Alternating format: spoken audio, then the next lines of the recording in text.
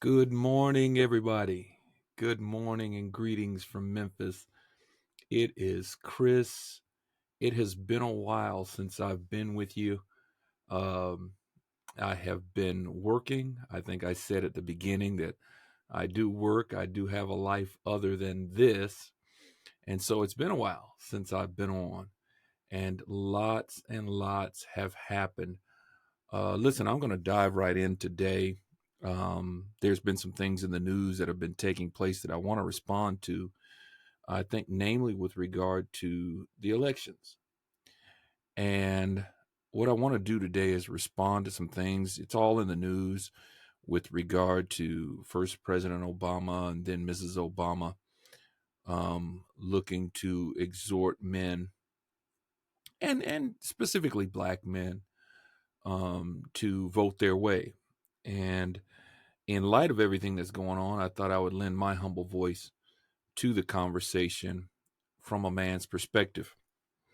So, and that's what this is. This is one man's response to the Obamas, and I'm looking forward to seeing online, whether it's on YouTube or Facebook, other men respond to at least how it feels like the Obamas characterize men's attitudes and approach to this year's election.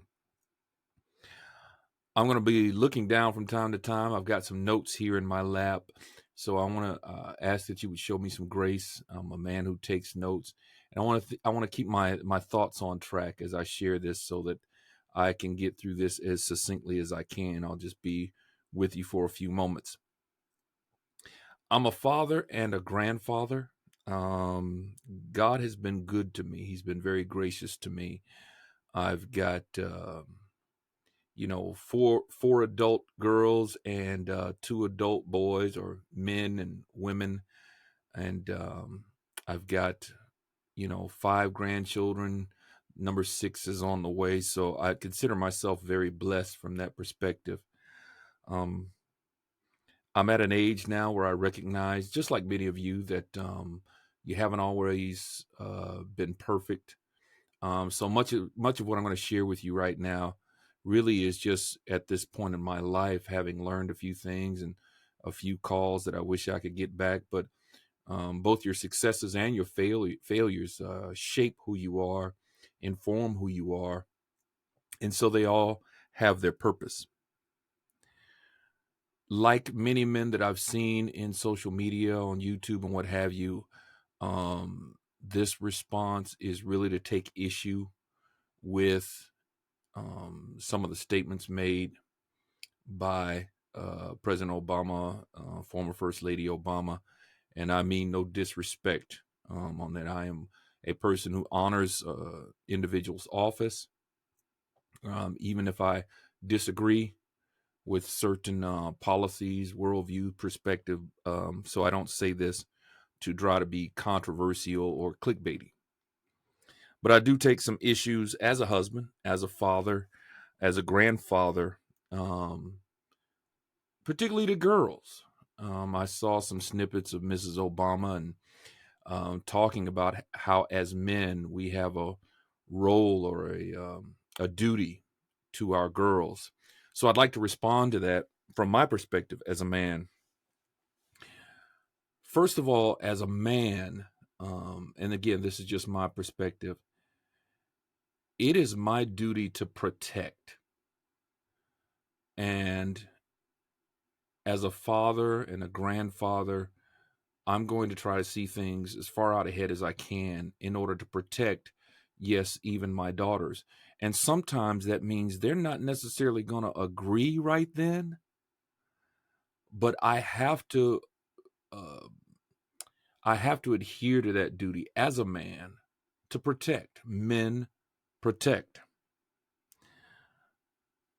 Part of that protection, from my perspective, is to preserve our heritage, preserve our lineage, preserve our inheritance.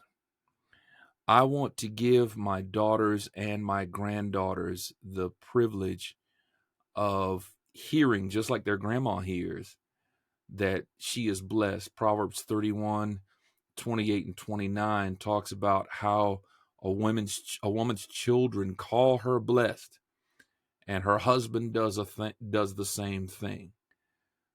I want that for my daughters and for my granddaughters, and I have a duty to protect that heritage, protect that inheritance, um, by doing my part with my vote, to protect the potential for them to hear just like their grandma hears from her grandchildren. We love you, grandma.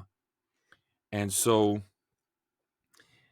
if I see that there are policies out there, if I see that there's a candidate out there where the only thing this candidate can speak coherently to, the only thing that this candidate can speak cogently to, is the erasure of my wife, my daughters, my granddaughters, as beautiful and unique beings, women. The only thing she can really speak coherently to is the erasure of them as women, created in the image of God. The only thing she can speak coherently to is the eradication of my heritage, through the unaliving of babies in the womb and even possibly outside of the womb. I do believe that women are being erased.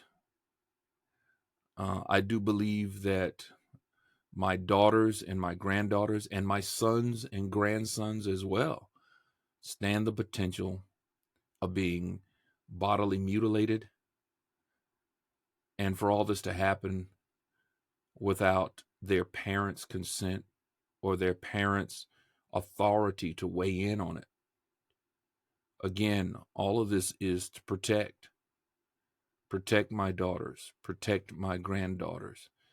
And sometimes that means, if the culture is out there telling them that, unaliving children, abortion is somehow virtuous, it's my job to protect them from what I believe is a wrong and dangerous worldview. You can do what you want. All of my daughters are grown. So from that perspective, there's only so much I can say because they're adults now. But if with my vote, I can protect common sense and righteousness, and again, my heritage, then as a father, I feel it's my duty to protect them in that regard. The second thing is, as a man, my role is to lead. And that means that my children aren't always going to agree, because as a leader, I have to do my best to see dangers, to see pitfalls, way up ahead before they do. One of the things I wrote down: if I feel like there's a culture out there that wants to erase the womanhood of my daughters, if there's a culture out there that says that perverse or mentally unwell men can be women to the detriment of my daughters and my granddaughters, where they're not safe in bathrooms, they're not safe in locker rooms, and that opportunities for promotion and advancement can be given to a man who just says, "Oh yeah, I'm a woman." It's my duty to say, no, your womanhood is being erased by people who don't really have your best interest at heart. They care about themselves. And again, some of them are mentally unwell, and some of them are just perverse. And so, as a leader, I have to see the dangers. And there are women speaking out. There are women out there. I'm fine, because you have access to a lot of information online right now, And there are women out there who would probably disagree with me on a lot of things. But they would agree with me on this. They would agree with men who lead on this one issue, and that's the issue that women are being erased. And for the future of my daughters, it's my duty to see that coming and see that up ahead. And by my vote, do what I can to stop it. As a leader, as a man who leads, another role is to discern what is being conveyed to me and my family to avoid deception and destruction. What do I mean? If the communication is the seed of the man, the fruit of the womb, is not human, that what we conceive, I mean, think about this. We are made in the image of God, but we're being told that what we conceive is not human. To me, as a leader, I have to discern that. I have to discern that what's really being communicated to me is that somehow I'm human, but what me and my wife conceive is not. And that's a gross deception. That's just gross. That's dark. It's a very evil thing to say. And let me say this, given our history, as a black man, think about that, as a black person, to be told that what you conceive isn't human. I mean, really, as any person, as I'm not trying to make this a racial thing. I am just acknowledging that, given the sensitivity that many leftist black people love to communicate about our history. Think about that.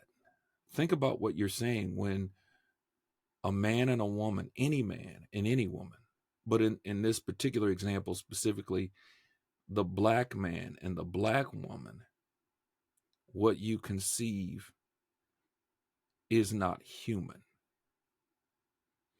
That's a gross deception to me. I have to discern what's being communicated to me. Again, going back to this subject of abortion, I have to ask myself this question. 13% of the American population is black. But 13% of the population accounts for 42% of all abortions. As a father, as a grandfather of girls, I have to ask the question, can 13% of the population even afford to account for 42% of all abortions? And you don't have to do a master's level study. You don't have to pull together a research team. I just did a cursory research, some basic research looking at the CDC, and the best numbers, and I'm talking about conservatively, somewhere between 250 and 275,000 black children destroyed in the womb every year. Can 13% of the population even afford that? In any other context, in my mind, in any other context, we would be using terms like genocide. We would be using terms, like ethnic cleansing. But we call it women's reproductive health, women's reproductive rights, reproductive justice. In any other context, if an ethnic minority was being purged at that rate, we would be using some other terms. So for me, as the leader of my house, as a man who leads, I have to discern what's being communicated to me based on the facts that I have at my disposal. And again, I didn't do any kind of deep research. I mean, just 15, 20 minutes and the information was right there. And I have to make a decision on that. One of the things, just by way of example, as a leader, is sifting through, at least in my mind, what I believe is meaningless double talk. One of the things that I hear a lot on this campaign is the phrase hand selected as it regards Supreme Court justices. Now, it's been a long time since I've taken civics, but just thinking about that phrase, he hand selected, and I'm like, don't all presidents hand select Supreme Court justices? I mean, President Obama hand selected two of the justices that currently sit on the bench. President Biden hand selected one of the justices that sits on the bench. And all of those justices, at the end of the day, still have to go through a rigorous, torturous, grueling Senate confirmation before they're appointed to the bench. So the idea that it's somehow fascist for an individual who has already been a sitting president to have, quote unquote, hand selected, don't they all hand select the Supreme Court justice? I have to discern through that. And on that note, too, while we're talking about my possible misogyny towards electing a woman as president, I'm still waiting for that definition of what a woman even is.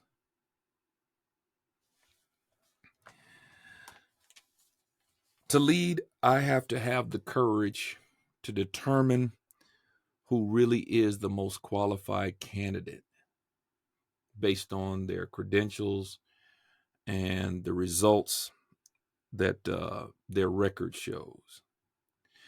And I'm going to look at the economy. I'm going to look at the border. I'm going to look at their, record on foreign policy, if there's any, safety and security in terms of law and order. Am I safe going outside my doors? And my individual liberty. All those things. A man is going to weigh all of that. Now, if as a man, you've done that math, you've done that calculus, and you vote for whoever you vote for, as a man, it's my responsibility to do that. And so if I've got the receipts on a person's record on those things, among many, I need to make the best decision for me and my family, regardless of identity.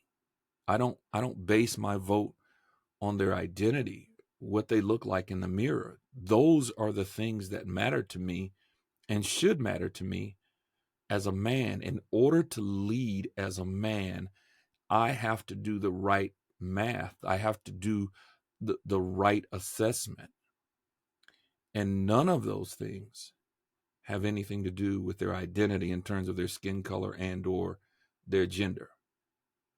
That's what a man does. To lead, I have to do the best I can as a man to take a look at the state of affairs, to look at it both home and abroad, and make the best decision I can on who that individual is that's going to facilitate and promote American safety, American freedom, American free agency, American prosperity. Now think about this. And this is just me, just looking at the state of affairs abroad. Iran and Israel are shooting at each other. Russia and Ukraine are still shooting at each other. The Houthis are raising sand in the Red Sea, and that has an impact on the price of stuff. That has an economic impact worldwide. And I tell you, the one thing I was telling my wife, the one thing that really has me concerned is waking up one day and finding out that China has rolled into Taiwan, because that's getting real. Any one of those things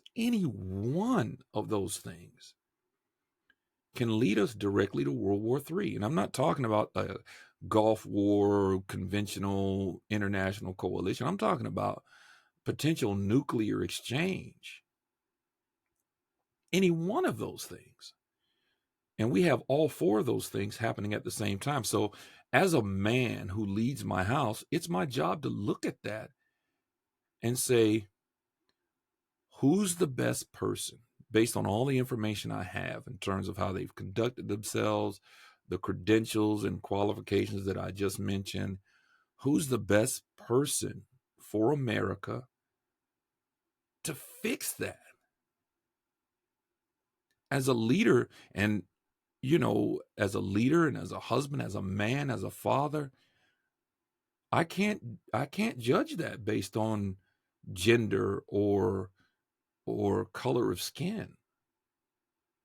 That would be foolish, regardless of whether my adult children agree with me.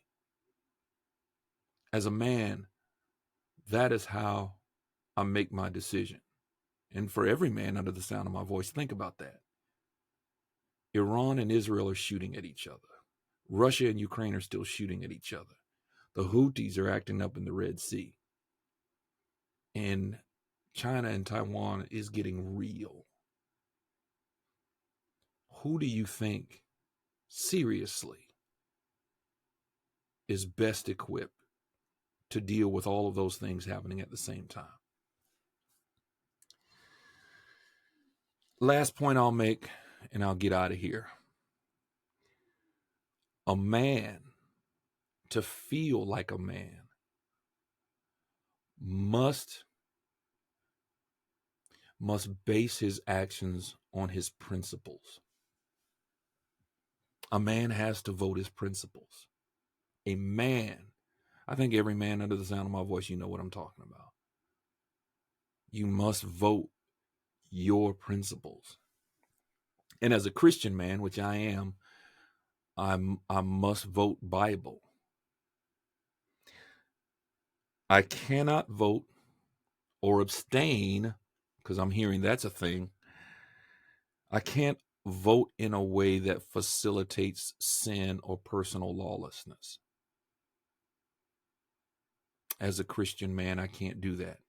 Now, whatever your religious persuasion, whatever you think about faith and God and all that, you have to allow a man to be a man based on those principles. And for this man, I have to cast my vote based on my Christian faith. I cannot vote in a way, biblically, that causes borders and the walls of the city to be broken down. I have to have a Nehemiah approach to my voting, where if the walls are broken down, I need to vote in a way where the walls are rebuilt. I can't vote or abstain from voting in a way that promotes the idea that human beings conceived in the image of God are not human at all. I cannot vote in a way that promotes the idea that is against Genesis 1:27. Male and female, he created them. I cannot vote in a way that denies God. Those are my principles. I must be a principled voter. As a man, if I see wrong and I have an opportunity to correct it by my vote, but I sacrifice it for the sake of identity or whatever, then in my mind, I've not only sacrificed my own personhood, my own personal liberty, but I've sacrificed righteousness. I've sacrificed justice itself. I'll close with this. I was talking to my brother, my wife's sister's husband, my brother-in-law, and this was a few months back, early on in the election cycle, and I was, privileged they invited me over. They wanted to get my take on this election because they were both having thoughts about it. And this is what I said to my brother-in-law. I said, brother-in-law, on the night of November 5th, I'm going to sleep like a baby. If for no other reason than as a man, I voted my principles. Now I'm going to pray. My wife and I are both praying. I know our church that we attend, we're praying. We're praying for both candidates. We're praying for our country. So, no matter which way it goes come November 6th, we're going to be praying. But when I lay my head down on November 5th, I will know that as a man, I voted my principles. And I can rest well on that. So that's my take. That's just this one guy's opinion, one guy's response to the Obamas. I say respectfully, Mr. and Mrs. Obama, I'm going to protect and I'm going to lead. And I'm going to do that as a man. And I'm going to do that whether my kids agree with it or not. Share this.